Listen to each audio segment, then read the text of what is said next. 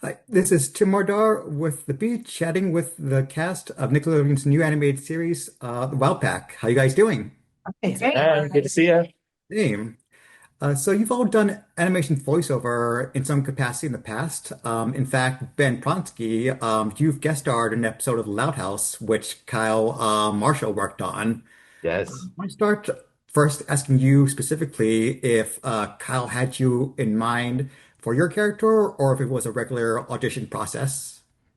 Well, for Wylde Pak, it was an audition process just like anything else. I had the opportunity to work on Loud House before with Kyle, and the character that I ended up playing, the Canadian principal, Kyle was actually going to play originally, but I guess I beat him out in the audition process.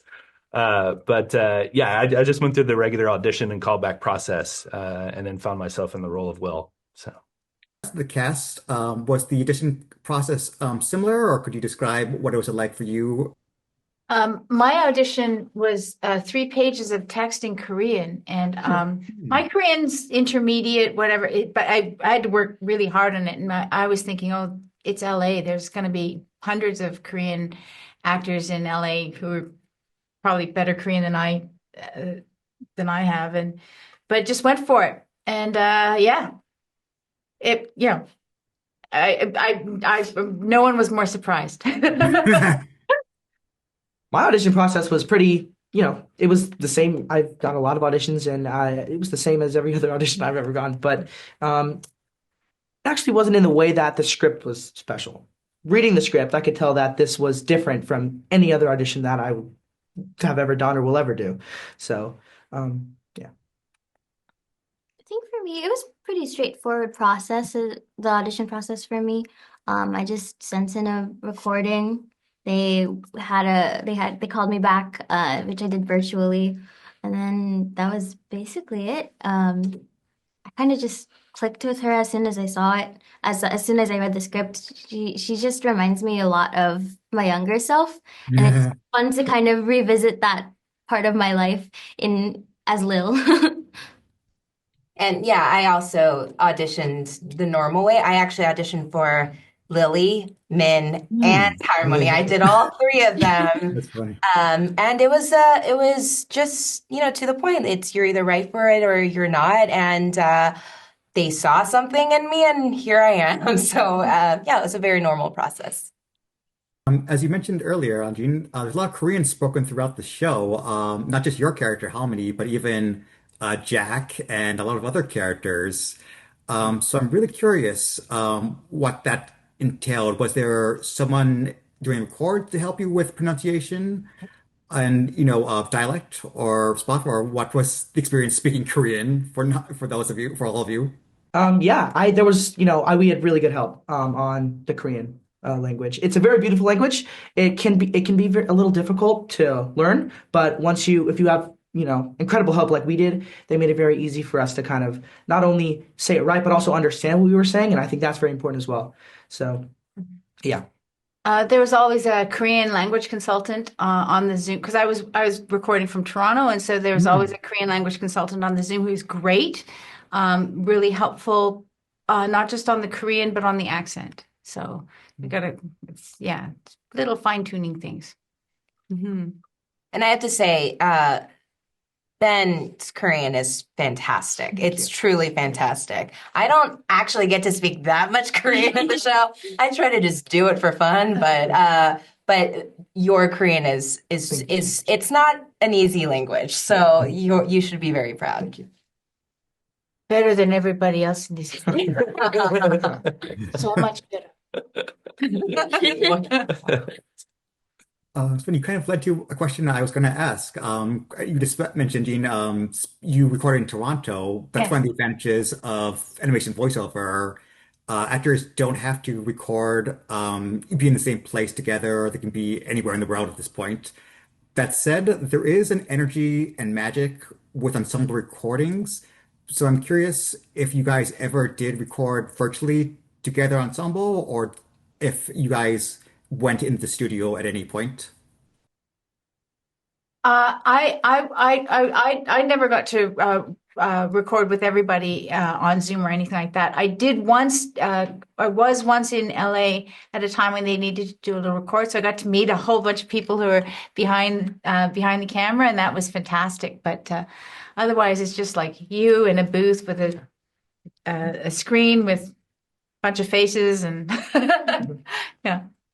Yeah, it's pretty crazy to think about that. This was 2 years ago when we started this process, and so we were just coming out of COVID, and I think that there was, obviously certain things in place, but Jee and I got to record together a few times, just the two of us, which was an incredible experience. And then we did one that was like virtual just for pickups, I think, didn't we? Or it was a.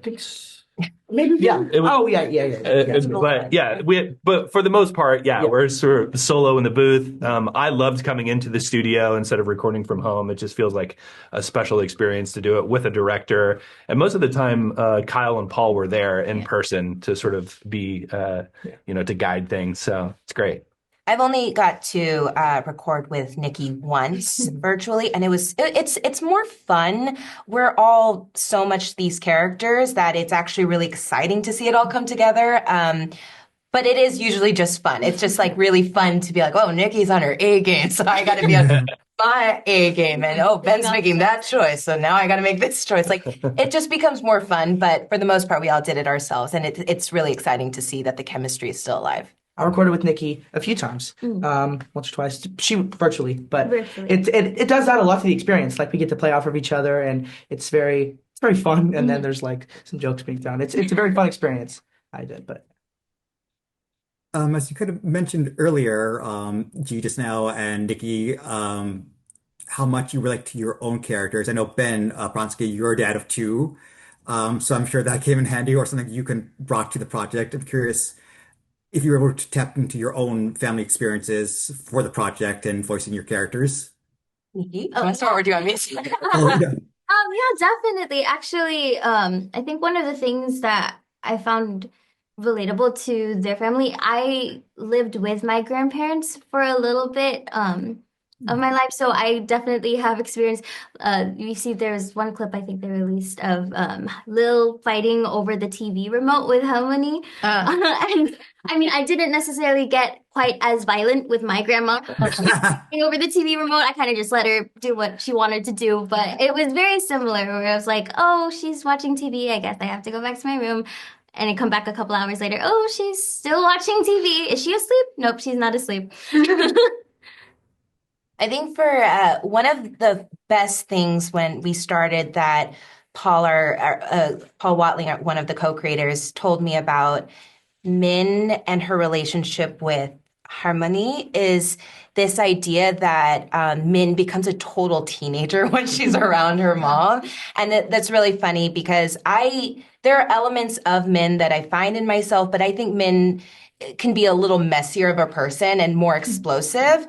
But I think I completely understand that dynamic with my own mom to be like, oh, mom, like she's like another kid you're dealing with.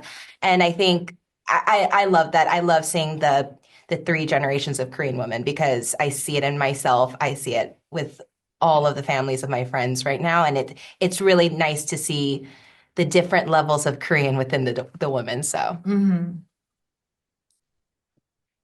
Anyone else before we wrap up? Ben, or Jean, you want to have anything to add before? Go ahead.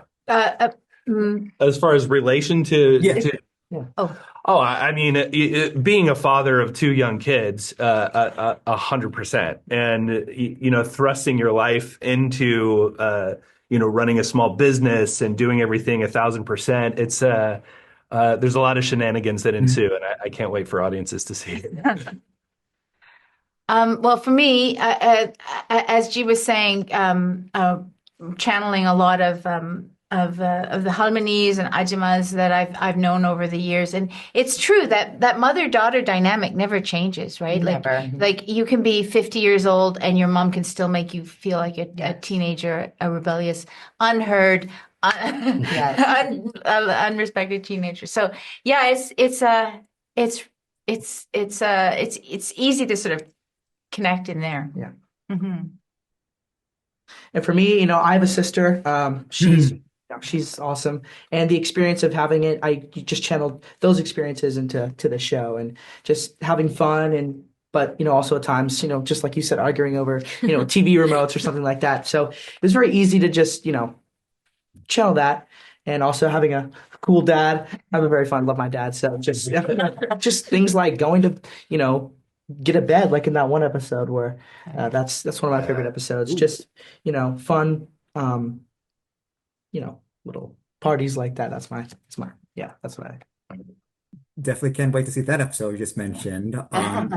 On that note, it's been an immense pleasure chatting with you. I can't wait for the premiere of the Wylde Pak. Thank you. June June 6th. sixth. Thanks. Be Thank you. good to see you.